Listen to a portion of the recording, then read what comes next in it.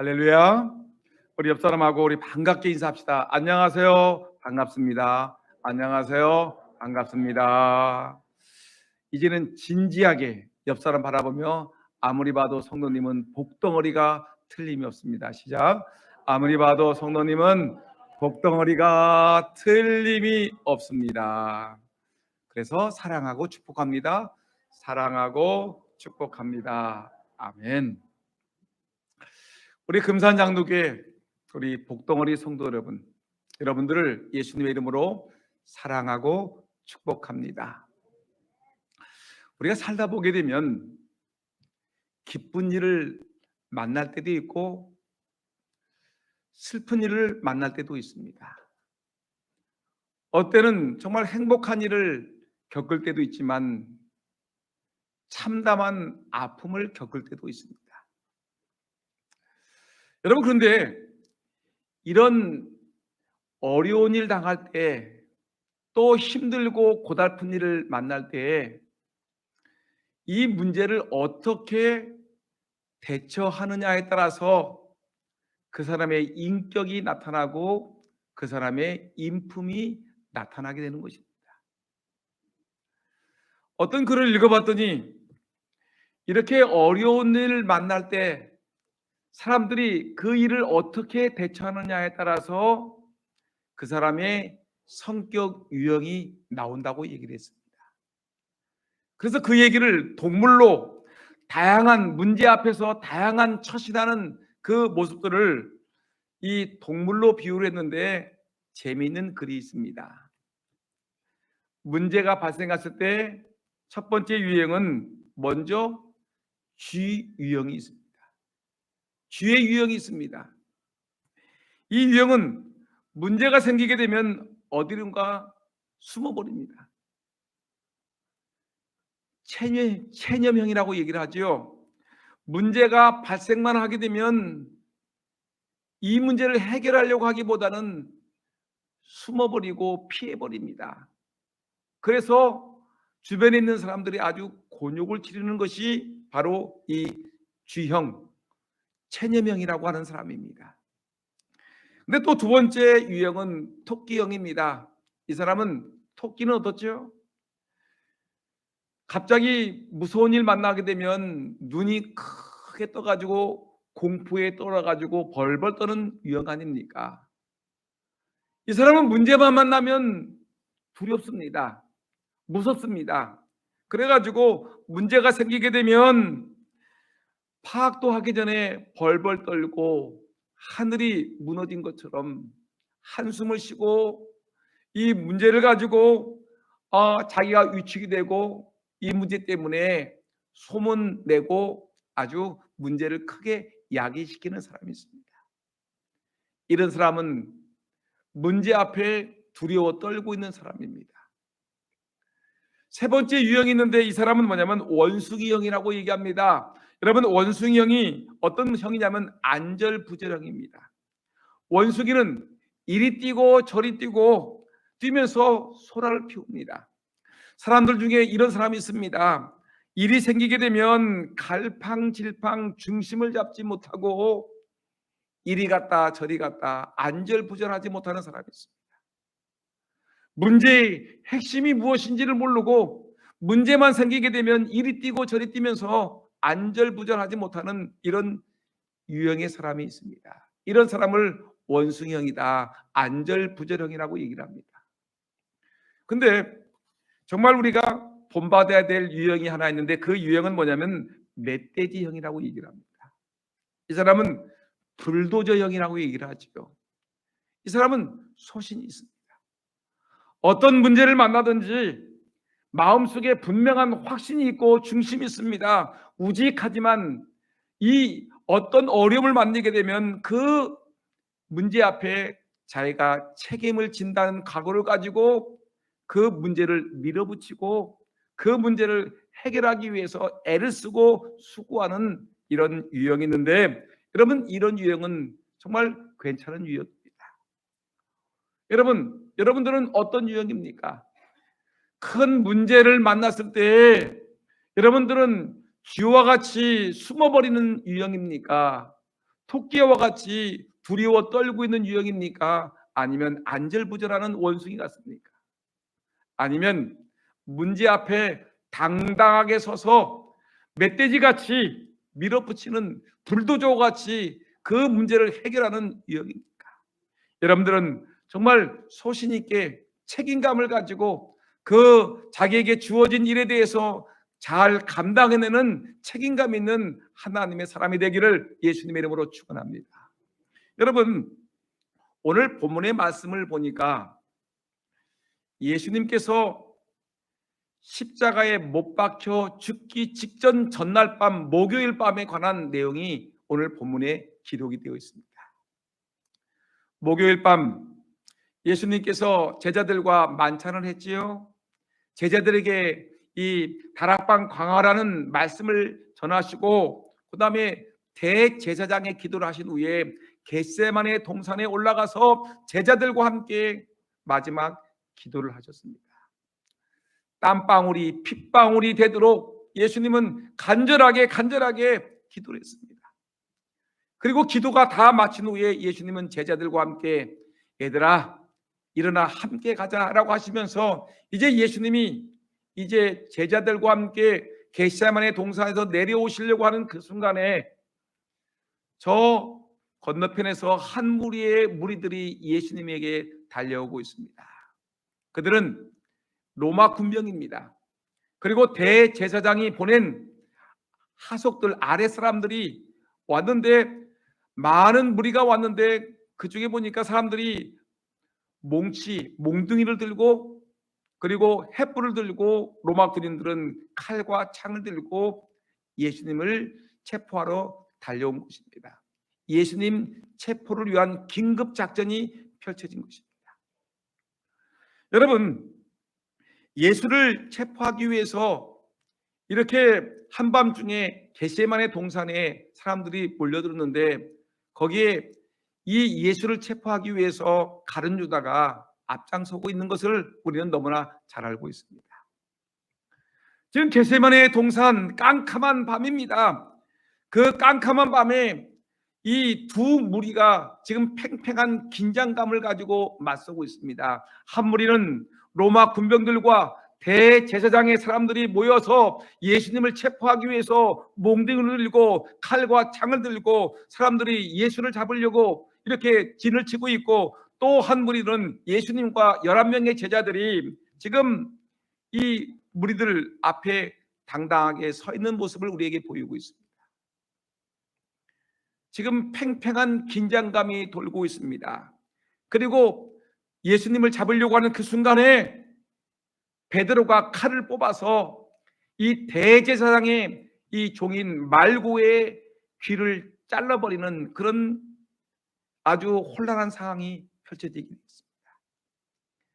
여러분, 지금 칼이 오고 가고 있습니다. 사람들은 잡으려고 합니다. 근데 이때 이런 심각하고 긴박한 상황 속에서 이때 예수님의 모습이 아주 멋지게 드러나고 있습니다. 여러분, 우리는 여기 이 본문 속에서 중요한 것은 여기서 이 예수님을 체포하려고 하는 사람들이 중요한 것이 아니라 가룟 유다가 중요한 것이 아니라 그 체포되는 어수선한 상황 속에서 예수님이 당당하게 대처하고 예수님이 그 모습 속에서 어려운 속에서 멋있는 모습을 보이는 그것을 우리는 오늘 공부하려고 하는 것입니다. 예수님은 체포되는 그런 어수선한 상황 속에서 내가 이제 체포되면 이제 죽을 것인데 이 일이 어려운 때에 내가 어떻게 처신해야 될 것인가를 예수님은 알았습니다. 그리고 나와 함께 3년 반 동안 함께 동고동락하며 하나님 말씀을 전파하고 예수의 복음을 전하며 이 예수님의 기적을 이끌었던 이 예수님의 제자들에게 어떻게 이들을 놔야 될 것인가, 이들을 어떻게 해야 될지를 분명히 예수님은 알고 계셨습니다. 성경을 보면 예수님은 자기를 잡으러 온 군대 앞에서 두려워 떨거나 공포에 떨거나 안절부절하거나 피하거나 숨지 않았습니다. 예수님은 당당히 체포에 응했습니다. 그리고 오히려 그들의 앞에 잡혀 주었습니다. 여러분, 오늘 본문 4절 말씀과 5절 말씀이 중요한데 한번 읽어볼까요? 화면에 뜰 텐데 다 같이 시작. 예수께서 그 당할 일을 다 아시고 나아가 이르시되 너희가 누구를 찾느냐? 대답하되 나사렛 예수라 하거늘 이르시되 내가 그니라 하시니라. 그를 파는 유다도 그들과 함께 섰더라 라고 말씀하고 계십니다. 주님은 지금 이 벌어지는 일들을 예수님은 다 알고 계셨습니다. 예수님은 로마 군병에게 체포될 것을 아셨습니다. 사내들인 공회원들이 자기를 죽이려고 음모를 꾸미는 것을 다 알고 계셨습니다. 가룟 유다가 배반할 것을 알고 계셨습니다. 그리고 겟세마네 동산에서 체포될 그것을 알고 계셨습니다. 여러분, 깜깜한 이 겟세마네 동산에서 예수님을 잡으려는 무리들이죠. 여러분, 이들이 예수님을 잡으려고 하는 그 순간에 여러분, 예수님께서 분명히 말합니다. 너희가 누구를 찾느냐라고 묻습니다. 로마 군병들이 나사렛 예수를 찾는다라고 얘기합니다. 그랬더니 예수님이 당당하게 말씀하십니다. 내가 너희들이 찾는 바로 그니라. 내가 너희들이 찾고 있는 나사렛 예수다. 그리고 예수님은 로마 군병들에게 아주 당당하게 체포당하셨습니다. 예수를 찾는다라는 로마 군병들과 이 대제사장의 하숙들 앞에서 예수님은 두려워서 도망가지 않습니다. 예수님은 숨지 않습니다. 피하지 아니하고 예수님은 당당하게 내가 너희들이 찾고 있는 예수라라고 분명히 말하고 있습니다. 예수님은 스스로 체포당하신 것입니다. 여러분, 지금 내가 속하고 있는 이 공동체는 결정적으로 고통스러운 일이 발생했는데 그 책임을 묻는다면 나입니다. 내가 그입니다. 나를 찾고자 한다면 내가 여기 있으니 행하고자 하는 일을 행하라. 예수님은 분명히 지금 이 어려운 상황 속에서 지금 자기를 찾는 자들 앞에서 바로 내가 그다. 내가 바로 예수라고 분명히 대답을 하고 있는 모습을 볼 수가 있습니다. 자기의 책임이라고 얘기하는 것입니다. 예수님이 스스로 잡히신 것은 자신의 사명을 위해서입니다. 아버지가 주신 사명, 십자가에서 온 인류의 죄를 대신해서 죽으시는 그 사명. 주님은 그 책임을 감당하시기 위해서 당당하게 예수님은 지금 체포에 응하시고 십자가 앞에서 당당하게 서고 있는 것입니다. 여러분, 예수님은 자기가 모든 책임을 쓰시면서 말하기를 예수님은 체포를 당하고 계시죠. 예수님은 구금을 당하시지요. 예수님은 불법 재판을 당하시지요. 예수님을 사람들이 뺨을 때립니다. 침 뱉습니다. 그리고 예수님은 로마 군병의 채찍에 맞아서 살점이 떨어지며 피를 쏟는 그런 이 참담한 아픔을 겪으십니다. 그리고 십자가에서 죽음을 당하십니다. 여러분, 예수님이 그렇게 당하셔야지만 양들을 구할 수 있습니다. 예수님이 그래야만 마귀를 이길 수 있습니다. 예수님이 그렇게 참담한 아픔을 당해야지만이 하나님 나라를 세워나갈 수 있기 때문에 예수님은 당당하게 그 모든 일을 스스로 감당하신 것입니다. 여러분, 오늘 우리가 따라야 될 길이 바로 이 길입니다. 사명에 살고 사명에 죽으라. 내 책임이 십자가를 지는 일이라면 누가 찾기 전에 스스로 나서야 한다는 것이 오늘 우리에게 주시는 하나님의 말씀인 것입니다. 그래, 당신들이 찾는 책임자가 바로 나입니다. 내가 책임지겠소. 나에게 책임을 지우시오. 필요하다면 나를 붙잡아 가십시오. 이것이 바로 사명자의 태도인 것입니다. 그리스도인들은 책임을 지는 사람들입니다. 가정에서 부모로서의 책임이 있습니다. 여러분, 가정에서 우리는 자녀를 키우면서 가정을 세워나가는 책임이 있습니다. 여러분, 교회로서, 여러분 교인으로서, 장로로서, 권사로서, 집사로서, 성도로서 여러분 교회를 세워나갈 책임이 있습니다.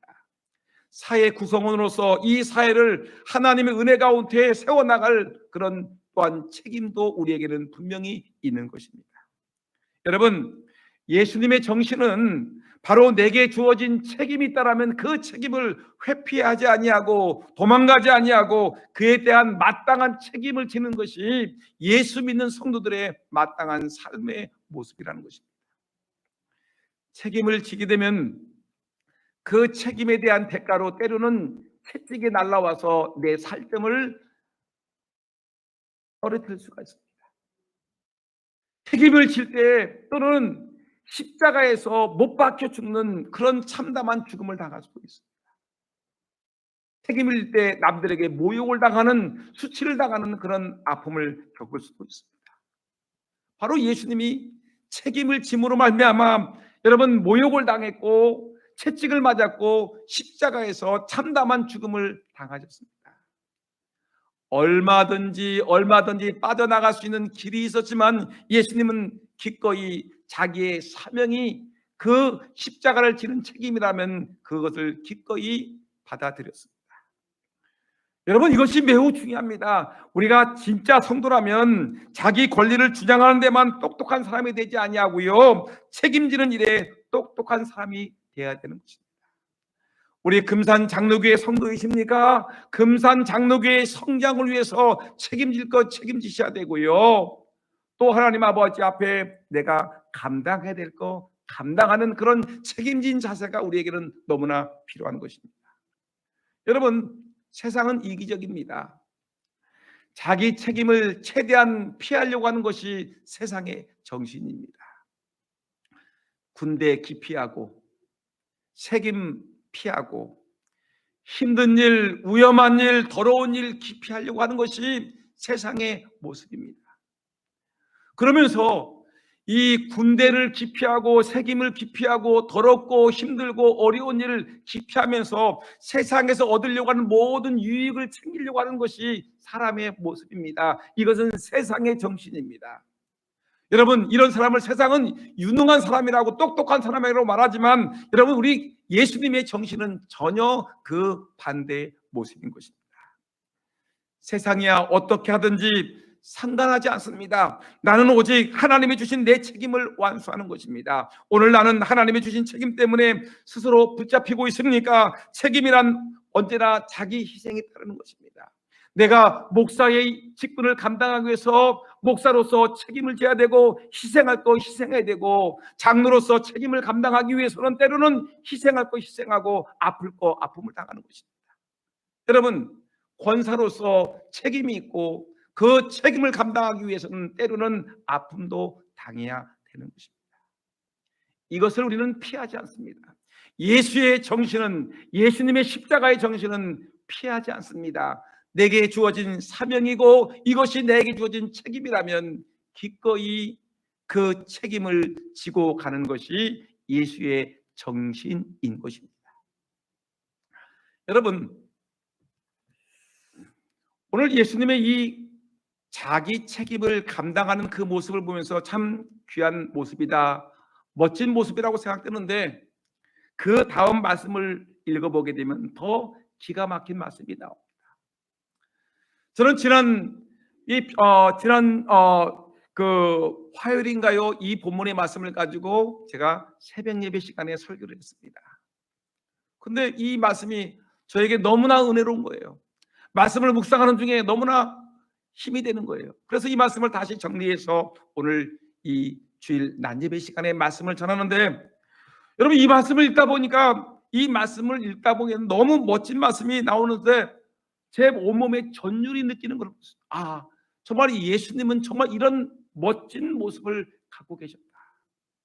내 평생 내 생명을 바쳐서 따라갈 수 있을 만큼 귀한 분이라는 것을 이 본문의 말씀을 통해서 우리가 읽을 수 있습니다. 여러분, 8절 말씀, 예수님의 멋진 말씀 한번 8절 말씀 한번 읽어볼까요? 다 같이 시작. 8절 예수께서 대답하시되 너희에게 내가 그니라 하였으니 나를 찾거든 이 사람들이 가는 것은 용납하라 하시니 아멘. 예수님께서 체포하시면서 이렇게 얘기하십니다. 로마 군병들에게 당부를 하십니다. 여보시오, 너희들이 찾는 사람은 바로 나 예수 아닙니까? 내가 예수입니다. 근데 아무 죄도 없는 책임도 없는 나를 따라다니는 이 제자들은 이 밤에 기다리는 가족들의 품으로 돌아가도록 이들의 길을 열어주십시오. 너희가 찾는 것은 나 예수니 나와 함께 다녔던 이 사람들은 이제 자유롭게 집에 갈 수 있도록 이들을 붙잡지 말고 이들을 용납하십시오. 여러분, 예수님은 이 어려운 상황 속에서 모든 문제는 다 자기가 끌어안으시고 자기와 함께 있던 사람들은 다 용납하고 이들을 용서하고 이들을 보호하고 이들을 지켜주는 예수님의 그 아름다운 모습을 우리가 보고 느끼는 것입니다. 너희가 찾는 것은 나다. 그러니 여기 내 제자들은 놓아달라. 얼마나 멋진 모습입니까?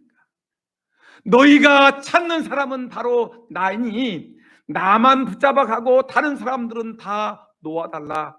다른 사람들은 다 용납하라. 제자들을 보호하고 제자들을 끝까지 사랑하시는 예수님의 모습을 우리는 바라보는 것입니다. 너무 멋지지 않습니까? 지도자다운 모습이 아니겠습니까? 예수님은 죽음을 앞둔 마지막 순간까지 자신의 생명으로 제자들의 생명을 구하는 이 멋진 지도자의 모습을 우리에게 보여주고 있는 것입니다. 요한복음 10장 11절의 말씀이 기억이 났습니다. 나는 선한 목자라. 선한 목자는 양들을 위하여 목숨을 버리거니와. 여러분, 선한 목자는 양들을 위해서, 양들을 살리기 위해서 자기 목숨을 버리거니와, 사꾼들은 자기를 살리기 위해서 양들을 죽이지만, 여러분, 참된 목자 예수님은 양들을 보호하기 위해서 자기의 생명을 기꺼이 버리는 예수님의 모습을 우리에게 보여주고 있는 것입니다. 예수님은 선한 목자이십니다. 양들을 살리기 위해서 자기 목숨을 기꺼이 버리시는 분이십니다. 이것이 바로 예수의 정신입니다. 여러분, 보통 세상의 정신은 어려운 일 만나게 되면 그 일을 회피하려고 핑계를 대지 않습니까? 다른 사람에게 핑계를 돌립니다. 나는 잘못이 없는데 저 사람이 내 옆에 있는 사람이 문제를 일으켜서 이렇게 어려운 일을 만나는 겁니다. 나는 상관이 없는 사람이고요. 저 사람이 문제가 있는 사람입니다라고 핑계를 대는 경우가 얼마나 많습니까? 이것이 세상의 정신입니다. 나는 옳고 저 사람은 틀립니다. 내 책임이 아니고 저 사람의 책임입니다. 여러분, 이것이 세상의 정신입니다. 떠넘기기 문화. 여러분, 다른 사람에게 핑계대는 이 모습, 다른 사람에게 책임을 몽땅 뒤집어 씌우는 이 모습, 여러분, 이것은 세상의 정신인 것입니다.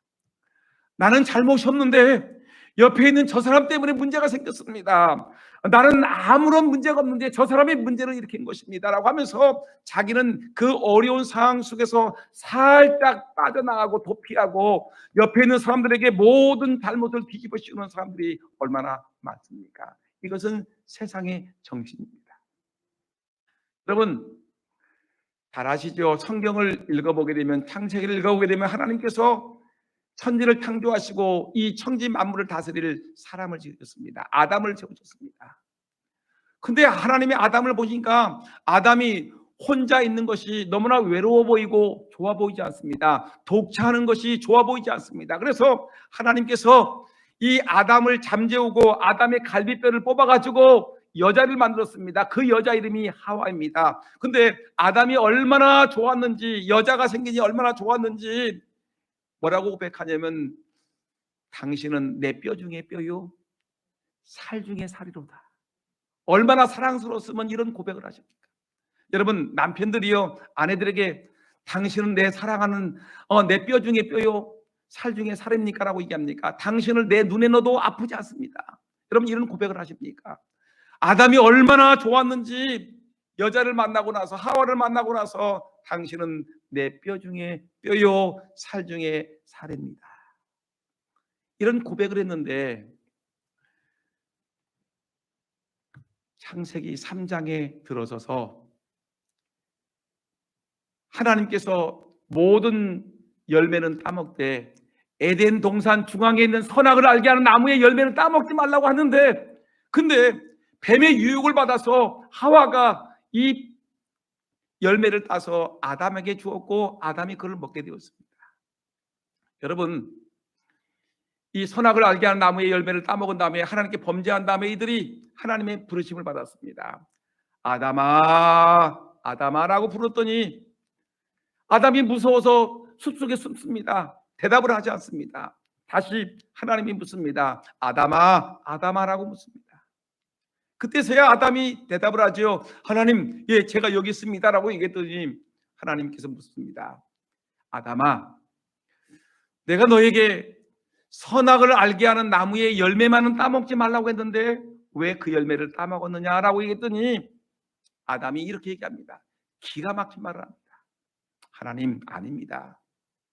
제가 따먹은 것이 아니라 하나님께서 제게 주신 저 여자가 따먹으라고 해서 따먹었습니다. 나는 잘못이었고요.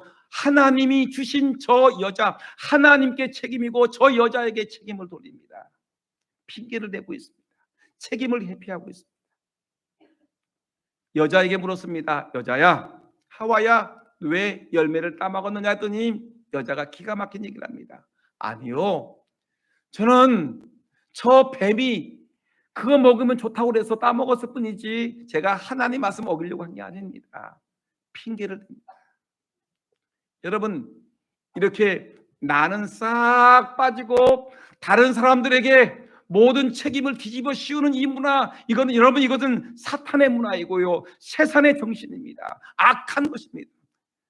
분명히 얼마든지 자기가 나요, 내 탓이로다, 내 책임입니다라고 얘기할 수 있음에도 불구하고 여자가 잘못했고요, 하나님이 주신 여자가 또 뱀이 문제라고 얘기를 하는 이 핑계대는 모습을 바라봅니다. 여러분, 바로 이것이 세상의 정신입니다. 이것이 사탄의 문화입니다.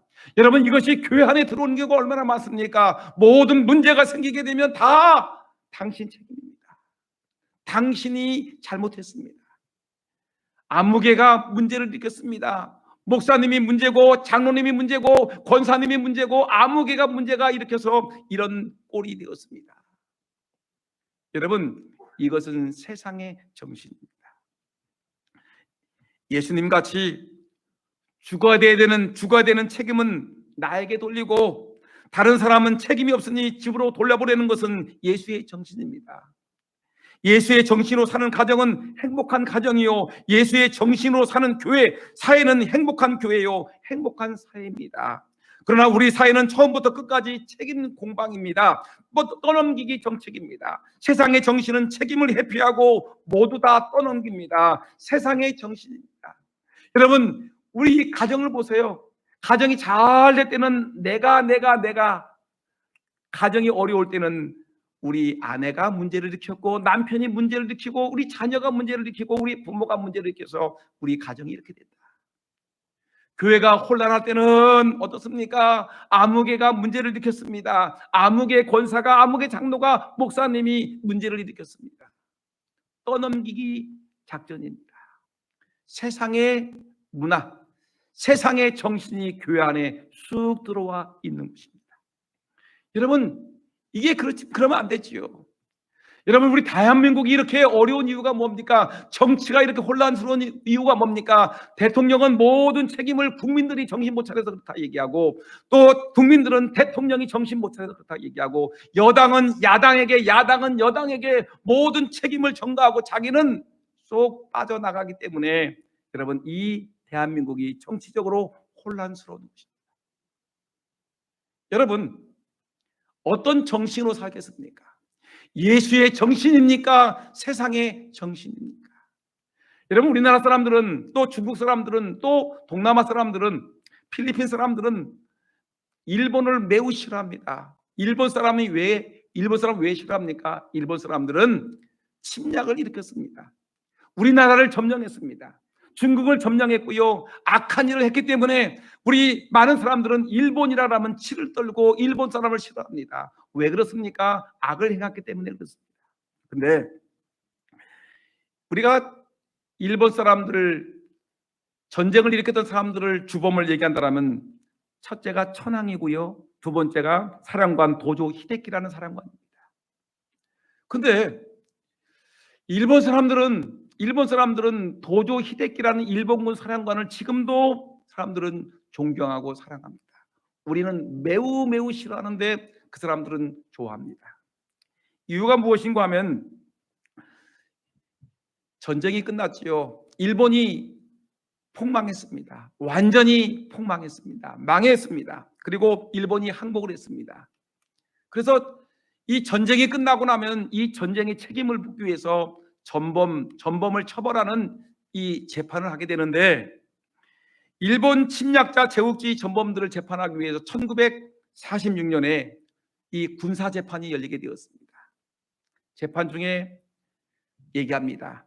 이 전쟁은 누구의 책임입니까? 누가 전쟁을 일으켰고 군대를 동원했고 전쟁을 발발한 사람이 도대체 누구입니까? 라고 재판하는 중에, 여러분, 일본 사람들은 다 알고 있습니다. 이 전쟁 문서에 천황이 서명을 했고요. 천황이 군대를 동원하라고 명령을 했습니다. 천황이 사형을 당해야 했습니다. 그런데 전쟁 사령관 도조 히데키는 이렇게 얘기를 했습니다. 아닙니다. 절대 천황은 아닙니다. 절대 천황은 전쟁에 관여하지 않았습니다. 내가 다 했습니다. 천황은 단지 내 명령에 따라서 내가 강압을 하니까 어쩔 수 없이 서명을 했고 군대를 동원한 것뿐이지 다 내가 했습니다. 내 책임입니다. 내가 군대를 동원했고요. 내가 천황을 욱박했고요. 내가 모든 일을 내가 잘못했습니다. 내가 이렇게 일본을 패망으로 모든 민족들에게 아픔을 준 것은 다 내 책임입니다. 결국 이 도조 히데키라는 이 사람은 결국 재판에서 전범 A급 전범으로 사형에 처해당했습니다. 일본 국민은 100% 모든 어린아이부터 노인까지 모든 사람들이 이 전쟁의 책임은 천황이라고 생각했는데도 불구하고 이 사령관 도조 히데키라는 이 사령관은 모든 책임은 나에게 있습니다. 비록 전쟁을 일으킨 것도 내 잘못이고요. 전쟁에 패배한 것도, 전쟁에서 다른 민족을 침략한 것도 내 책임입니다. 내가 전쟁에 패했습니다. 나는 잘못했습니다. 여러분, 자기의 잘못을, 모든 문제를 자기의 책임으로 돌리고요. 다른 사람은 천황은 잘못이었습니다라고 고백을 했습니다. 자기는 사형을 당했습니다. 사람들이 추앙하는 겁니다. 아, 이 사람이 잘못했지. 그렇지만 다른 사람의 죄까지 몽땅 뒤집어 쓰고 죽음을 당하는 이 사람, 전쟁을 일으키고 다른 민족을 침략한 것은 잘못된 것이지만 이 사람의 인품은 훌륭한 사람이다. 사람들은 지금도, 일본 사람들은 추앙을 하고 있는 것입니다. 여러분, 책임질 줄 아는 사람이 매우 중요하지 않습니까? 여러분, 이 일이 너무나 중요하지 않습니까? 우리가 잘 알고 있는 링컨 대통령에 대한 일화를 알고 계십니까? 링컨 대통령은 믿음의 사람이었습니다. 신앙의 표본입니다. 그리고 신앙의 인격이 대단한 사람이었습니다. 그런데 그 사람은 어떤 사람이었냐면, 그가 얼마 전에 공개된 그 문서를 보게 되면 링컨 대통령이 남북 전쟁 중에 가장 치열했던 게티스버그 전투가 있습니다. 이 전쟁은 남북 전쟁을 결정적으로 이 승패를 결정하는 최고의 전쟁이었습니다. 만일에 게티스버그 전쟁에서 남군이 이기면 북군은 패하는 것이고 북군이 이기게 되면 남군은 주는 것입니다. 아주 결정적인 결전인데 이때 링컨 대통령이 공격을 명령했습니다. 게티스버그 전쟁을 일으켰습니다.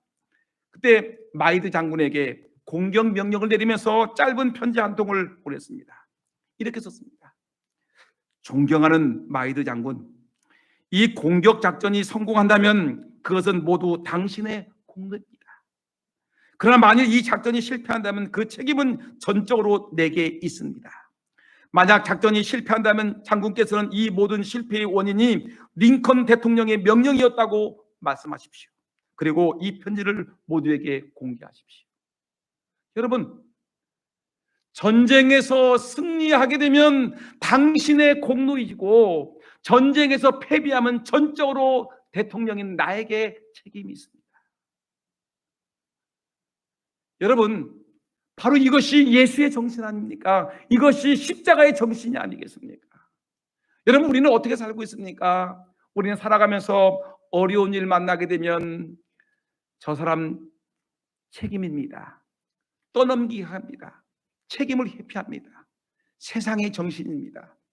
그러나 진실한 하나님의 백성들은 어려운 일 만나고 고달픈 일 만나고 서글픈 일 만났을 때 이 모든 것은 내 책임입니다. 내가 잘못했습니다. 저분은 아무런 상관이 없습니다. 저 사람을 그냥 가게 내버려 두십시오. 용납하십시오. 너희들이 찾는 사람은 바로 나다. 나에게 책임을 물어라. 그러나 이 사람들은, 이 제자들은 아무 책임이 없으니 이들이 가는 것을 용납하라. 예수의 정신. 그러나 세상의 정신은 여러분, 아무 잘못 없는 사람에게도 책임을 뒤집어 씌우면서 나는 살짝 빠져나가는 거, 이것은 세상의 가르침입니다. 어떻게 사시겠습니까? 예수의 정신으로 사시겠습니까? 아니면 세상의 정신으로 살아가시겠습니까? 예수님의 가르침대로 다 내 책임입니다. 내 잘못입니다. 저 사람은 아무 상관이 없습니다. 용서하십시오. 용납하십시오. 여러분, 예수의 정신으로 살아가기를 예수의 이름으로 축원합니다. 기도하겠습니다.